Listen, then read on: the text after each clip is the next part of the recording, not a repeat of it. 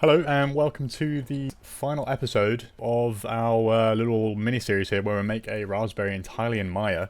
So up until this point we've been using Mesh to just procedurally make this thing, and then using the Maya retopo tools, remesh tools to give us a cleaner mesh. And so far, we put this together really quite quickly. It would have been an absolute nightmare trying to make this manually. And then in the previous episode we went and made these little stems, hair bits that come off here.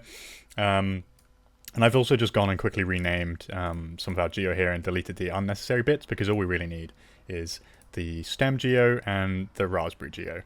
In this episode, this is the fun part for me. I like this bit. We are going to create the shader, and again, like with the actual mesh, this is all going to just be procedural. So we're using Arnold to render. It comes default with Maya these days.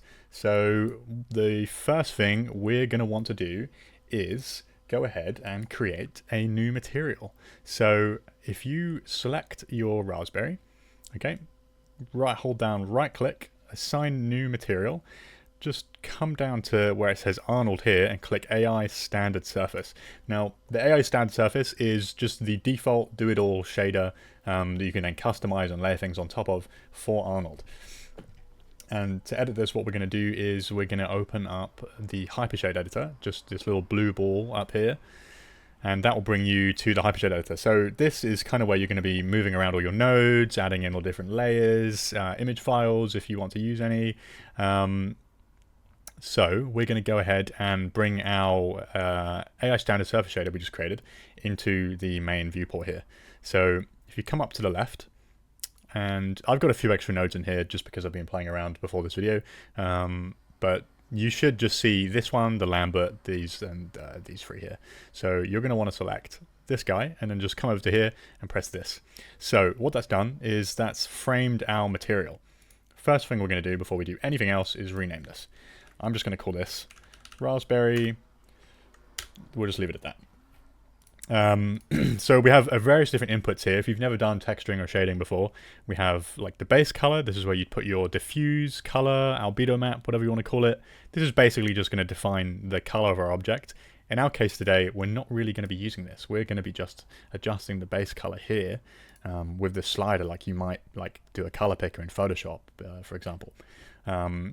There's a lot to this shader. It might look somewhat intimidating, but don't worry, we're going to go over this as sort of slowly and as thoroughly as possible. The main ones we're going to be looking at today are color, roughness, specular roughness. Now that's going to define how rough or reflective a surface is. You know, if you think the difference between like a brick or chalk and a mirror being 0 and 1, that's kind of going to give you an idea of what specular roughness does. So at 0, it will be like a perfectly reflective mirror-like surface. At 1, it will be like chalk. And our goal is going to be to break that up a bit so it's not 100% perfectly mirror or chalk, and not on either extreme of those ends, because everything in life kind of, it doesn't really have like a perfect reflectivity or roughness to it. Anyway. The next one we're going to look at is subsurface. That's really going to be important for our raspberry. Like if you look at your reference, you'll see it doesn't, it's quite hard to explain, but it's basically how light, I'm no scientist, but it's, from what I understand, it's basically light will go beneath a surface and sort of bounce around just underneath. And that's, if you look at your skin, if you put a torch to your skin and look behind it, you've probably done that as a kid, you'll see you have like those red bits on the thinner, like fleshier parts of your hand. That's subsurface scattering. And it's very important to make sure that things like organic things like this look right. Lastly, the normal map, normal camera. If we come down under geometry here, you can see in there bump mapping as well. So that's going to add some like subtle deformation to our surface. It doesn't actually modify the geometry at all. That would be a displacement map. We're not going to be getting into that today, but it just uses like tricks of the light, the normals, the way light reflects off the surface to create the illusion of detail. And it can be really effective to add small detail to things like this. So first things first, if you select your shader here and then minimize this, come to your attribute editor if you're in the channel box, just pop that down there, and then that will give us access to our shader as well. First thing we're going to want to do before we start messing around with this is creating a light, because we're going to want to render this. to see how it's looking as we go. So if you come over to the Arnold tab here on the far right, you could use a number of different lights, but today we are going to use just, I think, the physical skylight. I would typically use an HDRI, but I don't have an image exactly to provide you right now, so we'll just use the skylight, and all this is going to do is just kind of replicate the sun. There's a few settings we're going to change here. The max bounces, for one, we're going to just turn that down to 10 from almost 1,000, because really you don't need it to be that high, and it's just going to add to render times. I'm going to increase the exposure to 1. I just like to do this because I feel like a 0 is not always punchy enough. Exposure is just going to adjust how bright your light is, and you'll see that in a second when we actually come to render. And I'm also going to turn the camera visibility off. That means when we render, you just won't be able to see the light in the background. Next, what I'm going to do, just because this will help you with accidentally selecting this thing, is with your Skydome light selected, come over to your right hand side here in the channel box editor. Under display here, click this little guy with the blue ball, and that's going to create a layer. We'll just switch this, double click that to R for reference, and then now we can't select that anymore. We did this earlier with the in the first part with the image planes, but we're going to do it again here just because we don't need to select it, but if we do want to change it, we can come and select it from the viewport. Anyway, this will vary depending on how powerful your computer is, but what we're going to want to do is just run a render in the viewport. So if you come up to renderer and then under viewport 2.0, just select Arnold. What that's going to do is it's just going to start rendering for us in the viewport, and you can see our light. If I come over to the attribute editor for our light here, you can see I can adjust the exposure, and that gets really, really bright. I'm actually going to bump that up to a 2, I think, just so we have some nice light. There we go. Okay, so we can see our model is lit, but it currently looks not a whole lot like a raspberry because it's just white. If I saw this on a plant, I would not want to eat it, so we're going to try and make it look more like a raspberry now. Okay, so if we come over to our raspberry shader again, we're going to change the base color to something a bit more raspberry-like. We'll start with a red, but obviously that looks a bit too much. I feel like, just looking at the reference, they're kind of a bit more pinkish red and not quite as vibrant either as that. That might be a little bit too pink. So see, when you get into this point, it's kind of like a balancing act, just trying to find the right sort of color. I think that might be a good start. Let's go with that, okay? Next, right, this is a good start. We got the color, but this is looking very, very plasticky. Now, this is where the subsurface is going to start coming into play. So if we have our AI standard surface selected here, we're going to come down to subsurface, and we're just going to turn that all the way up to 1. Now, your model, you may notice some noise whenever you're doing subsurface. It gets a bit grainy, but we can fix that later. It's just a lot harder for the computer to compute it when it comes to render time. Anyway, you can probably see, even though it's white, you're starting to get some kind of like scattering looking effect. It looks somewhat porous, right? And that's kind of getting closer to what we want. But the problem we're having at the moment is that our subsurface color and radius is the wrong color, okay? Because our raspberry's red, so we're going to want our subsurface color to reflect that. So what we're going to do is just select that, come over to here, and we're going to select the color for both the color and the radius that we previously created, okay? Now we've got our color back, and you can see we still have that nice, like somewhat porous, like not translucent. It's hard to explain, but you can see what I mean. It just gives us this much more natural looking effect where it doesn't look so hard, so plasticky. So what we'll do next is, I think I may adjust this a little bit, just to be a tad bit darker. On both of these. There we go. Okay, and I might reduce the scale here to something like 0.1. See how that looks. No, maybe we'll put that back up to 1. Okay. So, next, what we're going to do is add some specular breakup. So, to do that, we're just going to go ahead and stop our render here. We're going to open our Hypershade editor back up. Okay, if this guy's shown up here, that's just the Skydome light you just created for the sun. To get rid of him, what you're going to want to do is select your shader, come up to here and press this. That will just frame the selected shader and get rid of everything else. So, A very quick and simple way to add some breakup could be to add a noise texture. If you press tab on your keyboard and just type in AI noise, that's like the standard noise texture that Arnold uses. We're going to go ahead, open up this, okay, with the color, and you've got color RGB. So when it comes to adding things like roughness, metalness, displacement, and that sort of thing, you don't want color information. You just want black and white information, because basically it's just a value between 0 and 1, right? Okay, so we're going to take just the color R in this case. That's pretty standard practice, and then put that into the specular roughness. Okay, now we're going to have to edit this a bit, but what we'll do is just select that guy so we can see it in the attribute editor. We're going to come back to the viewport and just render in Arnold again.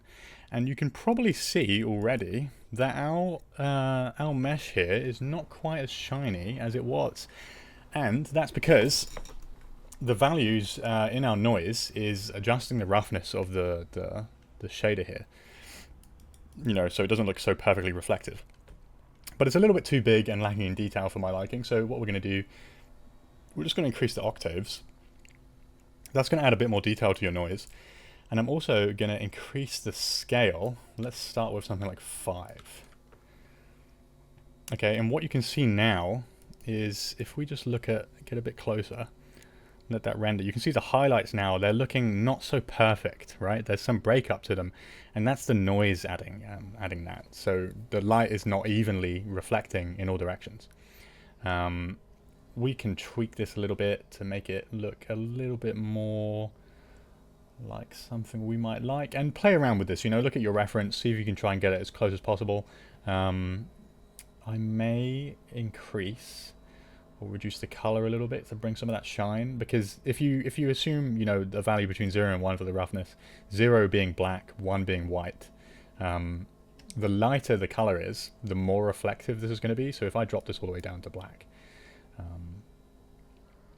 oh, sorry, the other way around, my mistake in this case. The darker it is, weirdly, that's normally not how that works. I think it's just because it's removing the color entirely. Oh no, actually, I think it is. It's just so reflective that we're just seeing Maya is just erroring out, and we're seeing not a whole lot of information. Anyway, the lighter this is, the higher the roughness, basically. Like if I put it just to sort of a darker grey like this, you can see we're getting this really sharp highlight. But I want to maybe meet that about halfway, something like this. And we're going to add like peach fuzz to this a bit later, and that will give us a lot of the roughness that we're looking for. So I think maybe about something like that. That's looking a little bit better, I think.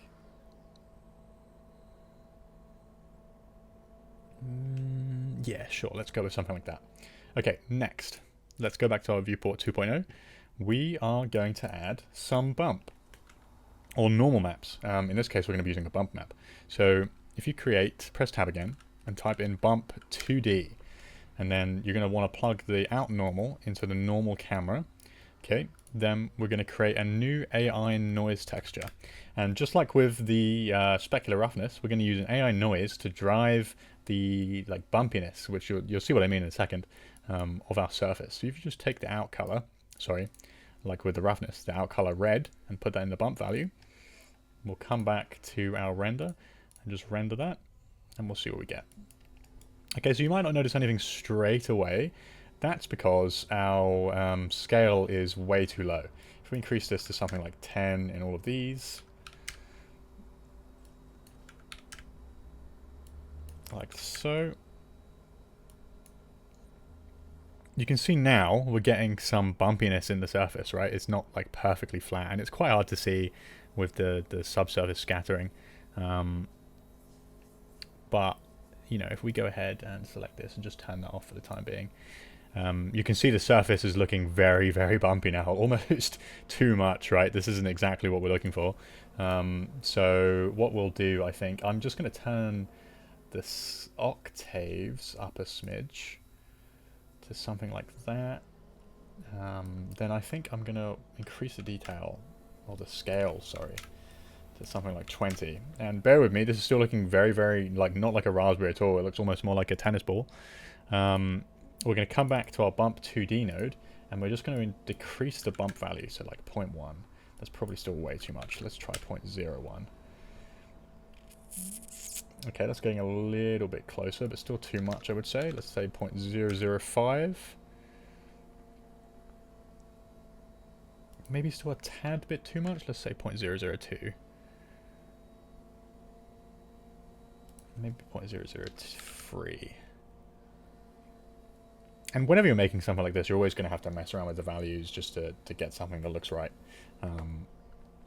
But that's looking a lot better to me. That's adding some nice little bits of surface breakup.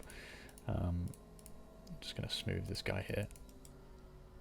We're free on the keyboard, by the way, just a smooth mesh preview. So that's adding some nice, and you can see as well on the highlight, that's adding so much more to it than just the roughness breakup alone. And then what we'll do is we'll introduce our subsurface scattering back. Just put that back up to 1. Okay, and now we have a bit of geometry that is starting to look a little bit more like a raspberry, a little bit more natural, not so plasticky. Okay, so for the shading, for the time being, I think we'll park it there, and we'll go ahead and add our shader for the stems. And we'll be doing that in, exactly much the same way as we did with the raspberry. So we'll go ahead back to viewport 2.0, select our stems here, assign new material, hold down right click, Arnold, AI standard surface again, and we'll call this, stems, something like that. Okay, and looking at the reference, these guys seem to kind of vary in color. I guess maybe it could differ from like the age of the fruit or something like that. But it generally seems like they're kind of like a brownish yellow. So what we'll go ahead and do is just add some sort of color onto there just to begin with. Something like a dark brown, or a lighter brown, sorry. But not too saturated. Maybe something sort of like that. Okay, and then we'll go ahead and render that and see what that looks like. Okay, so that's not looking too bad already, but we're going to want to add, like we did with the raspberry itself, a bit of breakup to this too, because otherwise it's just going to look like perfectly smooth, and we don't want that. So what we'll do is we'll come back to the viewport again, open this up, and then at this point your Hypershade editor is probably looking a bit dirty, or a bit busy rather. Just select your stems again, select this, and we'll just isolate that specific shader. Okay, we'll start with the bump, I think, in this case. So again, we're going to press tab, a bump 2D node, put the normal into the normal camera. Let's just use our AI noise again. I think what we can do is we can just increase the scale in one direction to kind of get that wood grain-like effect. So we'll just go ahead and plug that guy in, and then increase the scale up to something like 15. That might even still be way too small. Let's double that to 30. Okay, so it turned out the problem was that occasionally what will happen is if you just keep the renderer running in the viewport, it won't update. So that still catches me off guard even now after all these years. If for whatever reason you're making changes and it doesn't show up like it was for me, just stop the render and then restart it. And you can now see that we've got bump, but it's way too strong because it just wasn't updating. So this is what you should see. I've just set the scale to 5 here. But what we're going to want to do actually is we only want this to perhaps have 5 in one direction. Maybe something like this. Okay, yeah, so we've got 5 in this one and 1 in these two. So that's kind of giving us that like elongated wood grain kind of effect. Maybe we'll increase that to 10. There we go. Okay, that's looking pretty nice, I think, but probably quite a bit too strong. So what I'm going to do is come back to our bump 2D node, select that guy, then reduce this to maybe down to something like 0.5, maybe even lower than that, 0.2. Again, it may not be updating, so we'll just restart the render. Still pretty strong, maybe 0.1, something like that. There we go. And that should be okay. Okay, so that's a bit of color and texture and everything. There is one last step to do before we are done with this guy, and that is adding some peach fuzz. Okay, so to do that, we're going to use the built-in groom, or like hair adding software, if you like, within Maya called XGen. I'm sure no one's called it hair adding software before, but this is typically called Groom. You use it in VFX game to add hair to characters, but also for us, we're going to use it to add a bit of peach fuzz.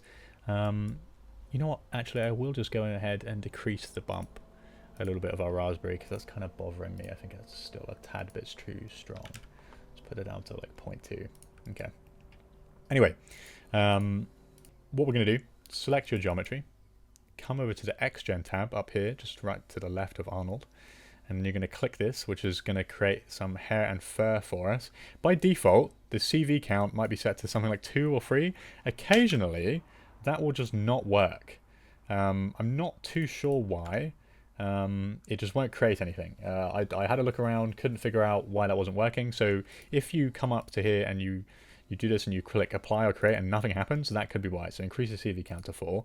I'm going to just press 1 on the keyboard on our geometry just to keep that, take the smooth preview off because that can increase the time here to create this. I've just named this fuzz. We're going to leave everything else as it is and then just click apply. And now that may take a bit depending on how powerful your computer is. For me, it usually doesn't take too long. But all this is doing is it's calculating where it's going to put a bunch of tiny little hairs all over our mesh. And then we'll be able to take that from there and adjust the length and the density and sort of groom them, if you like, in the right direction. So what you can see now is it's added a bunch of these little spikes, which represent our hairs, and I need some tweaking right now because they just look like needles, kind of like our stems. We're going to turn off our HDRI, our background light, for the time being, just so we can see these a bit more easily. So this is a start. It's definitely not what we want. What we'll do is we'll come over to the attribute editor and we're going to edit a few things in here. So to begin with, what we're going to do is just adjust the width scale because that's way, way, way too high. If we look at our reference, these hairs are tiny, very, very thin. You know, you probably wouldn't see them really or notice them when you're actually looking at a raspberry in real life, but you know, if they weren't there, you'll see it. So we're going to reduce this to something like 0.01. Be 0.02 to begin with, and we'll see when it comes to render time what that looks like. We're also going to reduce the length. So if you come over to scale here and reduce this to something like 0.1, that may do. We'll give that a go. Maybe, yeah, 0.15. Okay, let's go with 0.1 and see what that looks like. Problem being, though, now is that we don't have a hell of a lot of hairs. This guy's looking pretty bald. We're going to want to go over to fuzz base, and by default, the density multiplier is going to be 1, okay? And you might have a few more hairs depending on the initial settings you had when you created the hair and fur, but we're going to want to pump this up to something quite a lot higher, sort of closer to 100 probably. We'll go ahead and whack that up to 100, okay? And now you can see we have a lot more hairs on the inside and on the outside. And before we go ahead and render this to see what this looks like, if you just select your fuzz, and we're going to add a new material to this, because by default, the material that Maya applies, this hair physical shader, isn't actually compatible with Maya, with Arnold, sorry. So we're going to assign a new material, come down to Arnold, and we're going to create the AI standard hair shader. And pretty powerful shader. You can create all sorts of hair looks with this, but for us, we're just trying to create a kind of a very subtle looking peach fuzz. So to do that, we are going to want to reduce the melanin. Again, not a scientist, but I know melanin controls skin color. It also, I believe, controls hair color. So the lower the melanin, the whiter or the lighter the color of the hairs is going to be. And if we look at our reference again, these hairs, they're kind of like they could be a pinkish color. That may just be them reflecting off of our surface. But I think we'll make these pretty white. So we'll just reduce this down to a really low value. Something like this. I wouldn't go to completely 0. Something like this, and we'll see what that looks like. Okay, so I'll just smooth this guy again. We'll come over, turn our light back on, and we will just render this to see what that looks like. This will increase your render times a bit. Hopefully not by too much. Okay, and then we'll just have a little look around and we'll see what that's looking like. So we're kind of just looking for these hairs to catch the light. We don't want them to be too super duper obvious. And that kind of looks like what we're getting here. If you see just on the edges here, you can see the hairs sticking out, but there might still be not enough of them. And the thickness looks okay. So like anything with 3D, you're always going to be tweaking these things repeatedly over and over again for a long time. So I think what we'll do is we'll come back out of our render view here and we'll just increase the density a bit again, maybe up to something like 150. Actually, you know what, let's go ahead and double it, 200, and then we'll see what that looks like.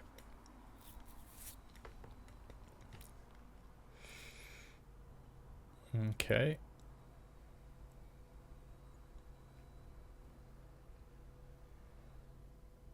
Okay, that's looking quite a bit better, I think. Yeah, if we look from the back side here, we can really see it kind of on the edges here. It's looking very fuzzy now. And starting to look a lot more like a raspberry. So, yeah, look at that. The light's just catching on the edge there. That looks quite nice. But you can see it's all coming out very uniformly in one direction, okay? The hairs may also actually just be a little bit too long still. I think I might reduce the scale to something like 0.7. Just so they're really just slightly coming off the surface.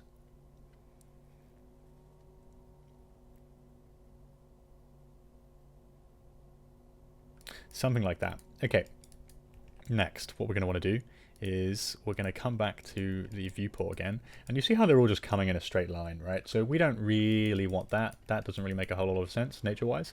So what we're going to do is we're going to add a bit of noise again. That's our favorite thing. This is what we've been using to texture this whole time, and it's brilliant, you know, because you can just use this to procedurally do whatever you want, really. You don't really have to use texture maps or UVs. There are limitations with that, you know. You won't be able to get as much detail or control with procedural stuff like this, but you know, there's a trade-off with speed. So we're going to come over to the noise brush up here, and instead of having to paint this all ourselves, what we'll do is we'll just press flood just to affect all the hairs on our object. But what we will want to do is turn on mesh collision and reduce this down to something like 0.1 and see what that does. Okay, so you can see already that's added a little bit of roughness or noise to our hairs, so they're not so perfectly straight. What I would also say is to turn on preserve length just so it doesn't increase that size a bit, and then we'll just do this a few times, and now what you can see is all our hairs are kind of going off in a random direction, and that will make a much more like realistic and kind of satisfying result, because when we look at the edges now, we're not going to see these perfectly straight hairs. We'll just do that a bit more. Okay, and really as quick as that, we now have randomized all of these hairs so they don't look so perfect. We'll just go ahead and save that, and then we'll do another quick render and see what that looks like. We'll just let that go for a second there. Okay, and as you can see now, it's looking way less uniform, right? We still have that nice fuzz just like catching on the rim of the model, but it's not looking anywhere near as perfect as it did, and it's just kind of catching at certain points. And you know, as you saw, you know, we've only been recording for about half an hour, how just sort of quick and easy this is. And you know, it's not a perfect result, but you could go ahead and tweak this. I really do encourage you just to sort of play around with this system, play around with the Hypershade editor, with the basics that you've sort of been taught here, and try to make your Raspberry look as good as possible. If you want to send it through and show us what you created, absolutely do it, please. We'd love to see it. If you can do better than this, absolutely send it through. We'd love to see it. But yeah, this has been a quick tutorial on making a Raspberry in Maya. I really hope you've enjoyed it. If nothing's worked or you have any questions whatsoever, please leave it in the comments. You know, don't hesitate. We'll happily answer all of them. Make a follow-up video if you have some extra questions, just to answer any of those. But yeah, I hope you enjoyed it. Good luck. And if you want to show us what you made, again, just tag us in the comments. Thanks. See ya.